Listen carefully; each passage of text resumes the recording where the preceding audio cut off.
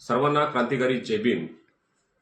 Doctor साहेब आंबेडकरांना हे माहीत पडतं की बहिष्कृत व दलित वर्गासाठी उद्धार करण्यासाठी व त्यांच्या सामाजिक राजकीय अडचणी दूर करण्यासाठी आपल्याला एक मध्यवर्ती मंडळ स्थापन करणे फार गरजेचे आहे। जर एखादे मध्यवर्ती मंडळ स्थापन केले तर ज्या आपल्या मागण्या आहेत व ज्या अडचणी आहेत त्यावेळेस तत्कालीन ब्रिटिश सरकारकडे आपण त्या मांडू शकतो। याच्यासाठी एक सभा भरवण्यात यावी असं डॉक्टर साहेब आंबेडकरांनी ठरवलं व त्यावेळेस त्या काळचे जे सामाजिक कार्यकर्ते होते व सहकारी होते यांच्याबरोबर त्यांनी एक सभा भरवण्याचे ठरवले होते। त्यावेळेस त्यांनी 9 मार्च 1924 रोजी मुंबई या ठिकाणी दामोदर हॉल दादर परेड या ठिकाणी सभा भरवली। ही सभा भरवल्यानंतर सर्व सामाजिक सहकारी एकत्र आले व त्यांनी ते एक सर्व सामाजिक कार्यकर्त्यांनी एक मंडळ स्थापन करावं म्हणून एक मंडळ स्थापन केलं।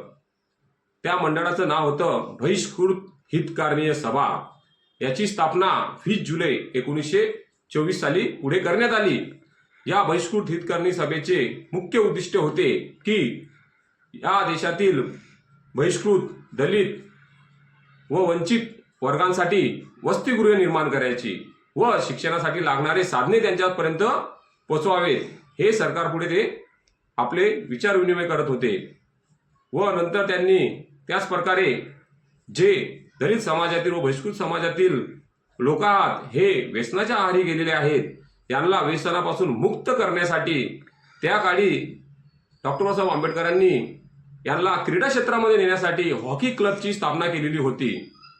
तसेच त्यांनी पुढे चालून डॉक्टर साहेब आंबेडकरांनी व त्यांच्या सहकाऱ्यांनी मिळून या देशातील दलितांची स्थिती व सांस्कृतिक स्थिती चांगली उंचावावी व त्यांची संपत्तीही भरभराट व्हावी यासाठी तेथील युवा यांना रोजगार मिळावे यासाठी शेतीविषयक शाळा आणि उद्योगविषयक शाळा स्थापन करण्याला सुरुवात केलेली होती। डॉक्टर बाबासाहेब आंबेडकरांचे विचार बघा कसे आहेत।